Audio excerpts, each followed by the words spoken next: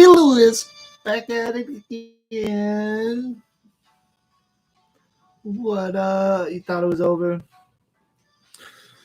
We're getting it in right now. Bet. I'm right here back in the legends of the Jedi's. So knowing that this is chapter 2 verse 3, or sorry, excuse me, chapter 2.3, paragraph 18 of the Legends of the Jedi's. Knowing that Satan, Shaitan, would try to approach him, he ordered his guard not to give access to anyone. Then he withdrew his chamber he had guessed aright. And I want to compare this with Ezekiel 20, which and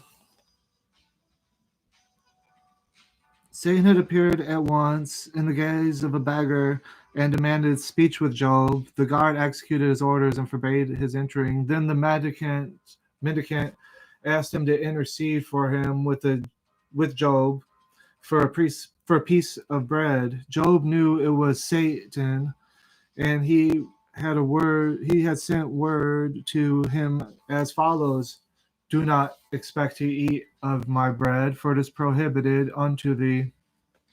At the same time, putting a piece of burnt bread into the hand of the guard for Satan, the servant was ashamed to give a beggar burnt bread, and he substituted a good piece for it. Satan, however, knowing that the servant had not executed his master's errand, told him so to his face, and he fetched the burnt bread and handed it to him, repeating the words of Job. Therefore Satan returned this answer: as the bread is burnt, so I will disfigure thy body. Job replied, do as thou desirest, and execute thy plan. For as for me, I am ready to suffer whatever thou bringest down upon me.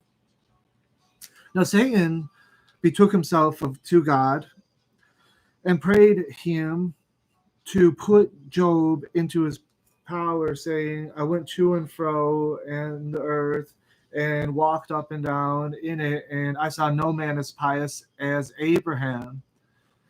Thou didst promise him the whole land of Palestine, and yet he did not take it in ill part that he had not so much as a burial place for Sarah. As for Job, it is true, I found none that loveth thee as he does. But if thou wilt put him into my hand, I shall succeed in turning his heart away from thee. But God spake, Satan, Satan, what hast thou a mind to do with thou servant Job, like whom there is none on earth? Satan persisted, requesting touching Job, and God granted it. He gave him full power of Job's possessions. This day of Job's accusation was New Year's Day, whereon the good and the evil deeds of man are brought before God. Well, they're probably talking about the clerical calendar, which isn't really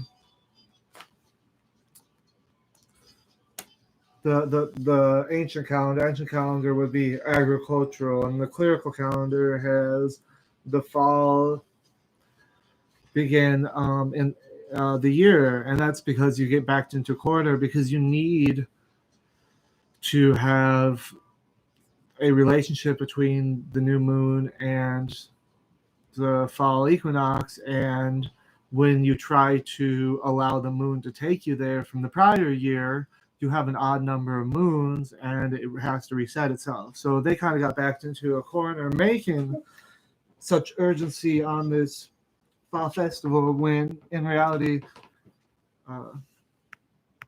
it wasn't the actual Israelite calendar. So the Israel calendar began with the new moon. So you have Passover on the full moon, that being 14 days when the light's out. And so that's why in Easter, they continue to use a lunar calendar or lunar element to the solar calendar. to keep the Ishtar or whatever. So, equipped with unlimited power, Satan endeavored to deprive Job of all he owned. He burnt part of his cattle, and the other part was carried off by enemies.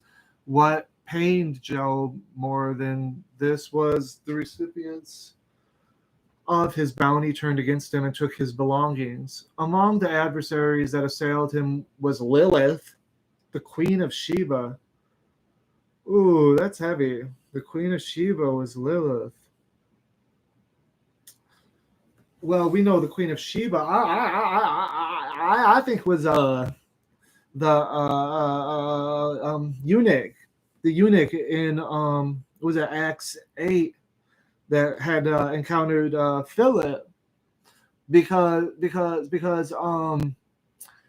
that might have been progeny along the lines of the posterity of Solomon, as Haile Selassie and things will tell you. So that Queen of Sheba, Queen of Sheba herself would be considered of the nations, but you see, I think when you get into the Septuagint, they get really into how Pharaoh had made deals with Solomon, and the covenant was with his daughter. I can't say for sure that's Sheba, because Sheba might be connecting both Yemen and Africa, but we don't really know the geology. I mean, when people talk about Lemuria and stuff, I mean, one could stand to wonder if, with the ice caps melting, if there was more exposure of the under the seas. I'm not talking about no Little Mermaid or whatever, but every clam know how to jam, every snail know how to whale, and I mean, I'm not talking no Atlantis or nothing, but just the same, if there was Atlantis, like the Garden of Eden, something that's banished. But I don't want to get too speculative at all. But deep down I do. I'm not riding on that point at all, because that seemed a little bit screwy in a number of ways. So let me just in there. But say, I mean, if you missed it, said among the adversaries that assailed him was Lilith, the queen of. I can't even say. Oh no, oh no. Because us Christians, we got that in our New Testament. Was it Matthew 11? Like even the Queen of Sheba. I mean, they talk the same thing in Mark and what have you, or Luke or whatever. But I can't. The Queen of Sheba.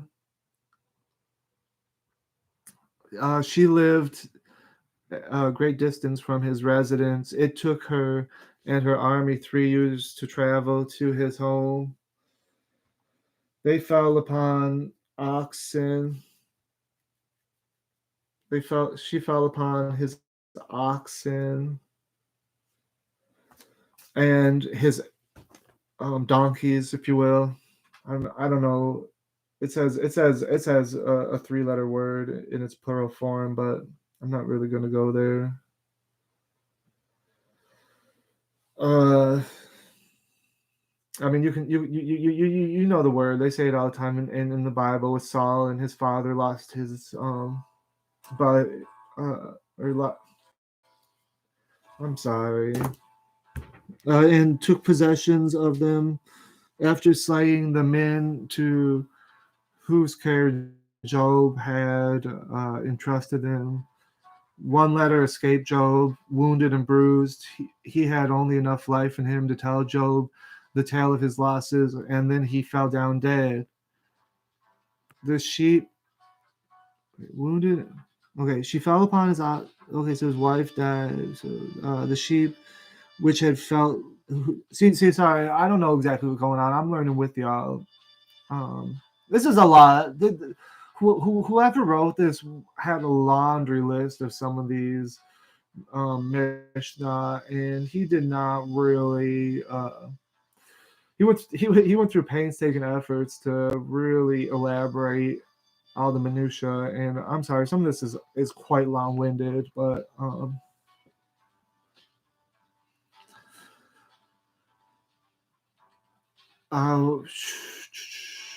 the sheep which had been left on, I can't even say, by the Queen of Sheba, um, were taken away by the Chaldeans, and so Chaldeans are going to be super influential in all this, because that's, I mean, even the earliest parts of the Bible. I mean, by the time they pinned that up, it was the Chaldean era, the Neo Babylonian era, and so you're not going to have things outside of even the late Gilgamesh's, who if I may add, wrestled an angel, wrestled an angel. So Job's first intention was to go to war against these marauders, but when that story sounds eerily like, what's it called? Was that Judges 18 or 19 to 20? But in the end of Judges, there's a story about this priest who married a Judahite, and he's going from Benjamin down to Judah desert, and I don't even recall, but she had wound up on this donkey, without her life after the abuse she had suffered from the assault of the Benjaminites. But I mean, even with these Benjaminites not being able to marry, you have this problem when you go through these uh, matriarchal mitochondrial DNA, that you have the problem of, I'm not going to say the Amalek, but Amalek, I mean, Amalek is a weird word on together, because when they talk about they're talking about like them right here, and then when they talk about Malek, they're talking about the king. And you can go to Ezekiel, and I mean